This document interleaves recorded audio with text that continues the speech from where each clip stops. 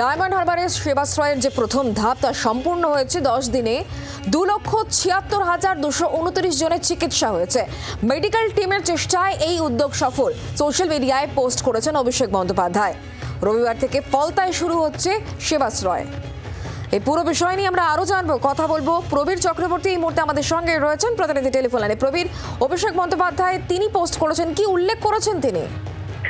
দেখো, 2রা জানুয়ারি ডায়মন্ড হারবার লোকসভা কেন্দ্রের জন্য সেবাশ্রয় অর্থাৎ মেডিকেল ক্যাম্প চালু করেছিলেন অভিষেক বন্দ্যোপাধ্যায়, সাংসদ অভিষেক বন্দ্যোপাধ্যায়।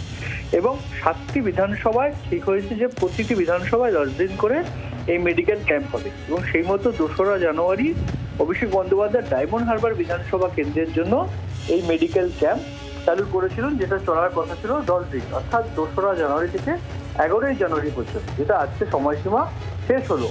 সেক্ষেত্রে দেখা যাচ্ছে যে 2,76,229 জন মানুষ এই ডায়মন্ড হারবার বিধানসভা কেন্দ্রের মানুষ তারা চিকিৎসা পরিষেবা পেয়েছেন, যেখানে বিভিন্ন জটিল রোগ থেকে শুরু করে অন্যান্য সমস্যা, শারীরিক সমস্যা, পরীক্ষা নিরীক্ষা, ওষুধপত্র থেকে শুরু করে হাসপাতালে ভর্তি, রেফারেন্স সমস্ত কিছু করে দিয়েছেন অভিষেক বন্দ্যোপাধ্যায়।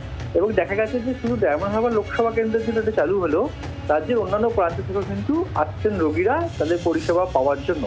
সেক্ষেত্রে দাঁড়িয়ে অভিষেক বন্দ্যোপাধ্যায় তিনি বলেছেন যে সে পোস্ট করেছেন শেষ দিনে যে 2,76,229 জন চিকিৎসা পরিষেবা পেয়েছেন। এবং এটা নিউ বেঞ্চমার্ক। অভিষেক বন্দ্যোপাধ্যায় অনেকদিন ধরে বলছেন যে ডায়মন্ড হারবার মডেল, কেন ডায়মন্ড হারবার মডেলের কথা তিনি বলেন তারও ব্যাখ্যা দেন।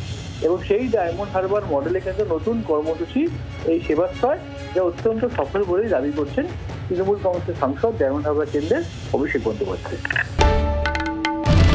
বাংলার আওয়াজ, বাঙালির আবেগ, জি 24 ঘন্টা।